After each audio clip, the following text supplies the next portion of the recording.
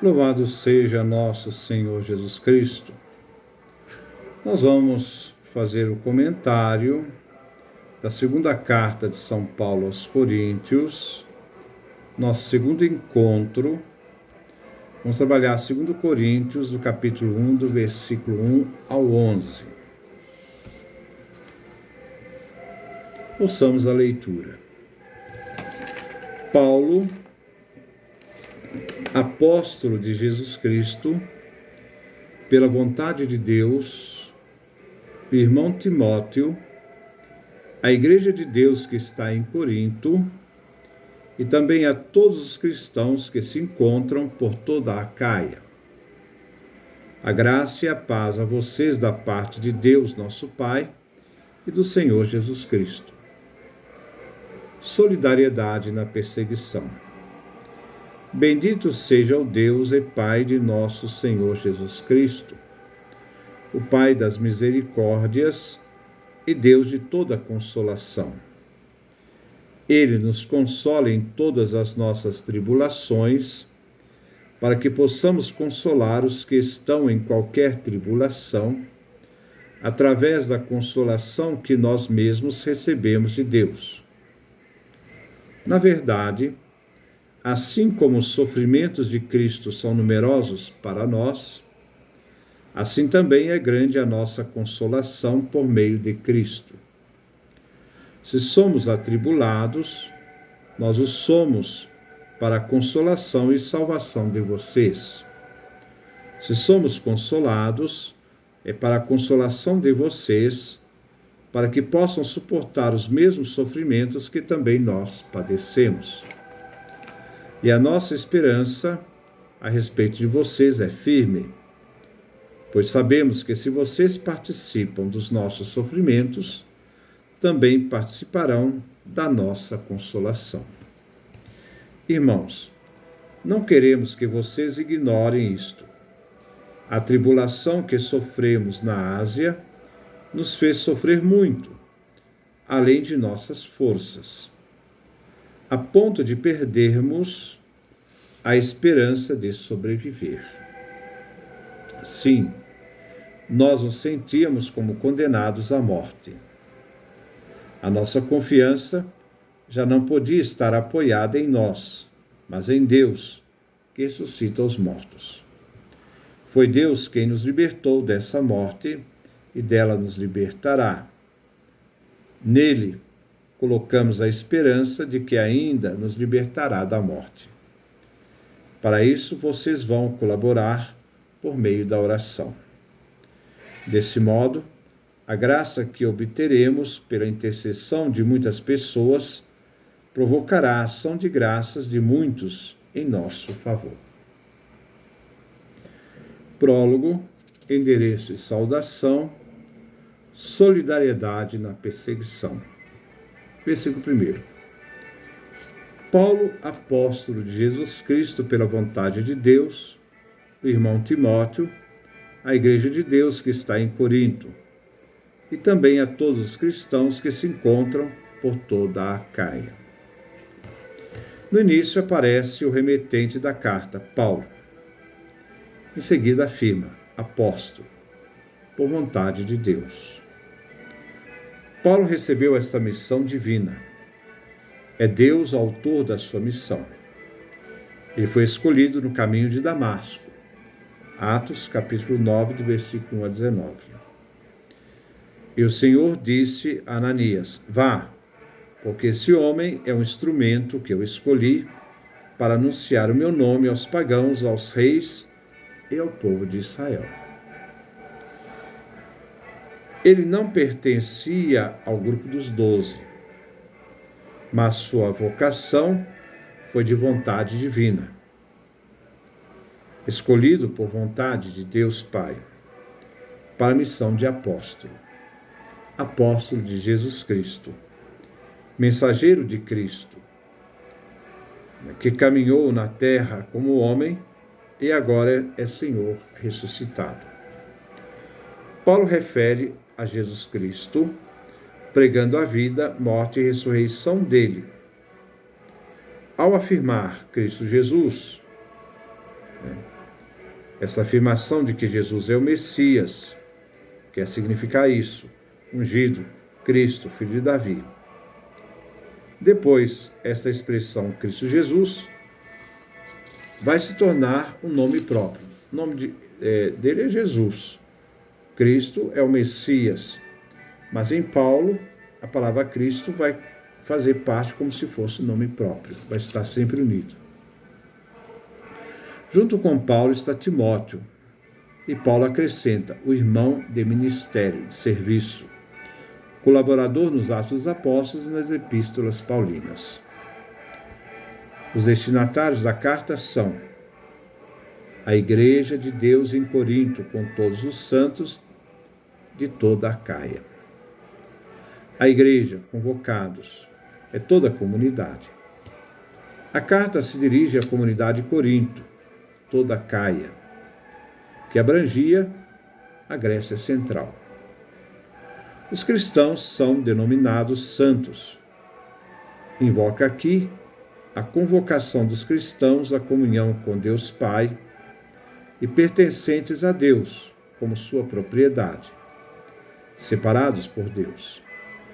A Igreja é santa por eleição, ação divina, por graça dada em Jesus Cristo.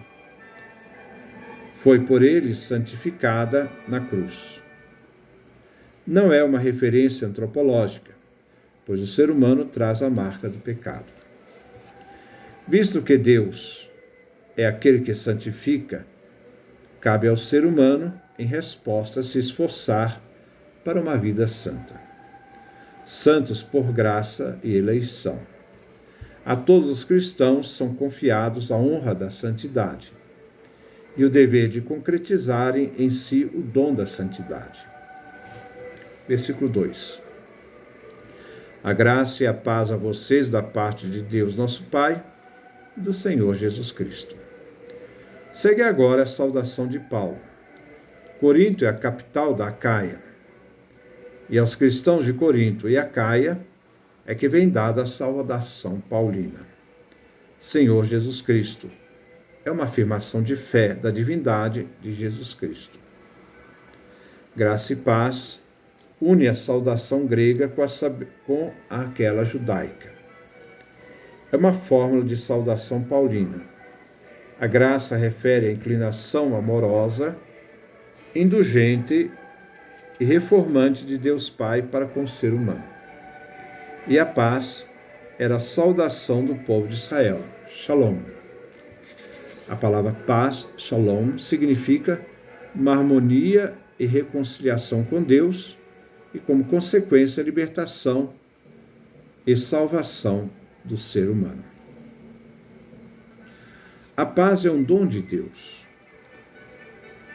dom alcançado por meio de Jesus Cristo, Salvador e Senhor, que quando aparece ressuscitado, diz aos discípulos reunidos: a paz esteja convosco. João capítulo 20, versículo 19. O Deus de toda graça e paz recebe o nome de Pai. E do Senhor Jesus Cristo. Jesus Nazaré, o Cristo ungido, descendente de Davi, que é Deus Senhor, homem e Deus, na vontade do único Filho de Deus, Deus e homem. Homem e Deus, na unidade do único Filho de Deus, Deus e homem. Então, é unidade. Solidariedade na perseguição. Versículo 3. Bendito seja o Deus e Pai de nosso Senhor Jesus Cristo, o Pai das misericórdias e o Deus de toda consolação. Paulo inicia com um grande louvor.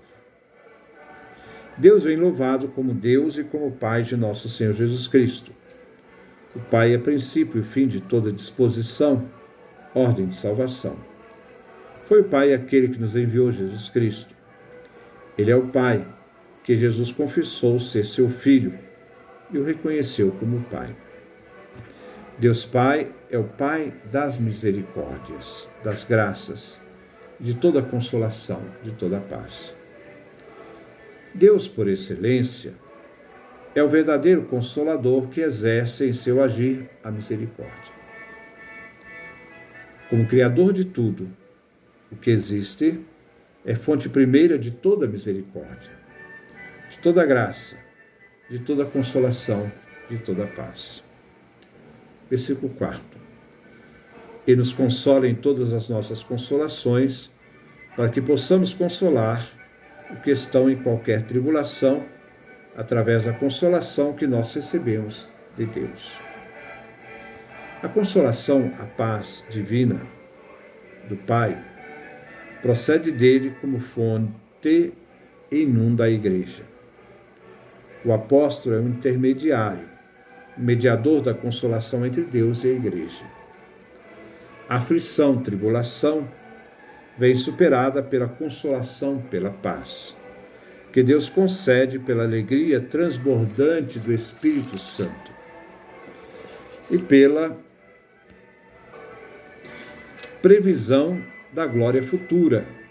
Ele vai falar na segunda carta aos Coríntios, capítulo 4, versículos 17 e 18. A vida eterna. Nós se refere à missão do apostolado de Paulo. Ele foi enviado para consolar todos os atribulados, pela mesma graça de consolação que eles, os apóstolos, receberam de Deus Pai, por meio de Jesus Cristo. As tribulações que Paulo aqui se refere na carta vai desde, primeiro, as preocupações do casamento, 1 Coríntios capítulo 7, versículo 28. Segundo, a pobreza, 2 Coríntios capítulo 8, versículo 2. Terceiro, ao pecado e à morte, 2 Coríntios capítulo 1, versículo 8. Todas as realidades e situações enfrentadas pelos cristãos e que podem atordoar a vida do cristão.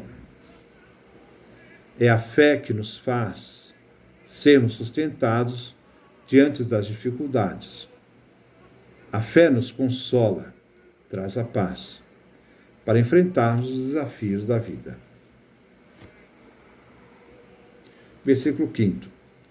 Na verdade, assim como os sofrimentos de Cristo são numerosos para nós, assim também é grande a nossa consolação por meio de Cristo.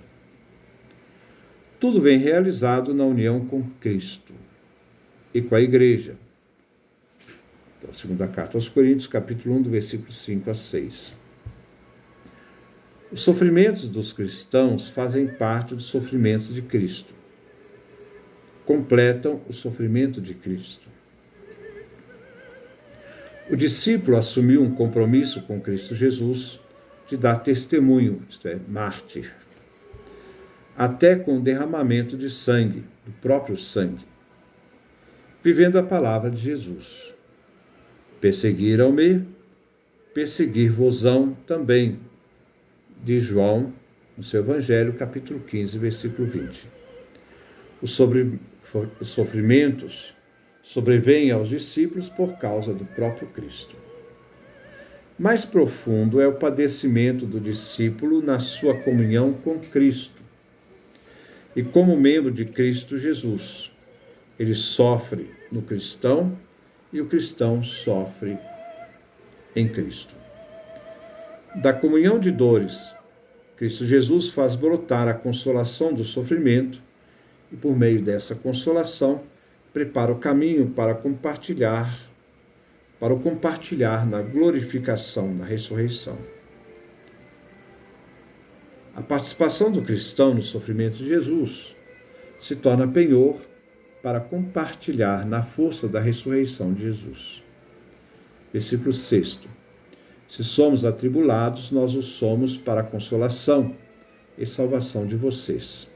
Se somos consolados, é para a consolação de vocês, para que possam suportar os mesmos sofrimentos que também nós padecemos. Tudo que vem suportado por Paulo contribui para benefícios da igreja. O que sofre Paulo é um sofrimento para a consolação e salvação dos cristãos de Corinto. A comunhão com Cristo representa e obtém a união dos cristãos entre si. O sofrimento do apóstolo, a tribulação, se transforma em bênçãos consolação para a igreja de Corinto. E tendo Paulo consolação, os beneficiários serão os cristãos. Se somos consolados, é para a consolação de vocês. O sofrimento atinge a todos. Nem Paulo, nem a igreja estão imunes deste sofrimento. Testemunho de Paulo, que sofre tribulação e que tem consolação, ajuda a igreja a suportar os mesmos sofrimentos. É na tribulação que Deus infunde a consolação e nos dá forças para suportar as tribulações com paciência e resignação, nos preparando pela tribulação para que possamos atingir a consolação. Então, da tribulação à consolação. Versículo 7. E a nossa esperança a respeito de vocês é firme. E a nossa esperança a respeito de vocês é firme. Pois sabemos que se vocês participam dos nossos sofrimentos, também participarão da consolação. Pela consolação, o cristão se reveste da paciência, e pela paciência atinge a atitude da esperança inabalável que sustenta a pessoa de fé. É uma esperança ativa, não passiva. Paulo funda uma esperança firme a respeito da comunidade de Corinto. Essa comunidade partilha do sofrimento do apóstolo, e agindo assim, esta igreja de Corinto irá participar da consolação também do apóstolo. Paulo sofre por causa das hostilidades e ameaças por parte dos inimigos da igreja, por parte de cristãos que querem desacreditar seu apostolado, como tribulações devido à sua deficiência corporal e intelectual, e a doença, a fragilidade da sua saúde. 2 Coríntios, capítulo 12, versículos 7 a 9. Versículo 8. Irmãos, não queremos que vocês ignorem isto. A tribulação que sofremos na Ásia nos fez sofrer muito, além de nossas forças, a ponto de perdermos a esperança de sobreviver. Paulo relata uma situação de sofrimento na Ásia. Ele afirma que se salvou de um perigo que lhe podia ter lhe custado a vida. Foi um perigo grave e ameaçador. Não está explícito que sofrimento foi. Podia ter sido um naufrágio, várias vezes ele enfrentou, segundo a carta aos Coríntios, capítulo 11, versículo 25. Ou a população de uma cidade o maltratou, ou foi encarcerado sob acusação, que ele podia custar a própria vida. Paulo aqui refere aos cristãos de Corinto, chamando-os de irmãos, como os cristãos se chamavam no início da igreja. Pertenciam à mesma família divina. O Pai era o Pai de todos. Versículo 9. Sim, nós nos sentimos condenados à morte, a nossa confiança já não podia estar apoiada em nós, mas em Deus que ressuscita os mortos. Paulo não via mais nenhuma esperança de vida. Sentia-se condenado à morte. O ser humano não podia nada fazer. Isto é, a nossa confiança não podia estar apoiada em nós. Estavam mais nas mãos de Deus, o Deus da vida, que ressuscita os mortos. Certeza de fé de Paulo, como é também da igreja, de que Deus ressuscita os mortos. Foi o próprio Deus, vencedor da morte, aquele que salvou o apóstolo deste perigo mortal. Versículo 10. Foi Deus quem nos libertou dessa morte, e dela nos libertará. Nele colocamos a esperança de que ainda nos libertará da morte. Deus libertou Paulo dessa morte e sofrimento. Ele mesmo libertará todos nós da morte, inclusive da morte eterna. Mas devemos confiar e colocar a nossa esperança em Deus. A fé profissão de fé é que Deus nos libertará da morte temporal e da morte eterna. Todos nós estamos condenados à morte biológica e no mundo que vivemos, destinados à ruína, dissolução. Mas a confiança da fé é aquela que se lança sem reservar,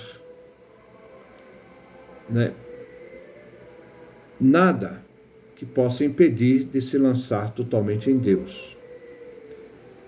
Isto é, nós acreditamos, damos créditos e nos lançamos sem reservas a Deus. E esse Deus vence e vencerá a morte com a vida. Versículo 11. Para isso, vocês vão colaborar por meio da oração. Desse modo, a graça que obteremos pela intercessão de muitas pessoas provocará a ação de graças de muitos em nosso favor. Os perigos ainda cercam a vida do apóstolo Paulo. E desses perigos só Deus pode salvar. Paulo recomenda a intercessão e a oração dos fiéis, dos cristãos. A intercessão da comunidade de Corinto, Igreja de Deus em Corinto, irá lhe conferir a graça. Essa intercessão será revestida para a Igreja de Corinto, em ação de graças, que se tornará benefício para Paulo e sua missão. Paulo se beneficia da intercessão dos coríntios, e essa intercessão dará a Paulo, por parte de Deus, a graça que ele necessita. Ao receber Paulo a graça, a comunidade poderá agradecer a Deus por ter atendido suas súplicas em favor de Paulo. Esse é o texto inicial, um texto muito profundo, um texto que fala dessa graça divina na pessoa de Paulo como apóstolo, os sofrimentos que ele sofreu, e ao mesmo tempo, essa comunidade de Corinto, que foi por ele fundada, ele como um pai, é aquele que zela por essa comunidade. Sofreu muito com ela, mas teve também, com essa carta, o seu momento de alegria, de ver que muitos cristãos de Corinto não cederam a algumas ideias que queriam desvalorizar, desacreditar a missão de Paulo. Que Deus nos dê a sua graça, a sua bênção, sua face resplandeça sobre nós.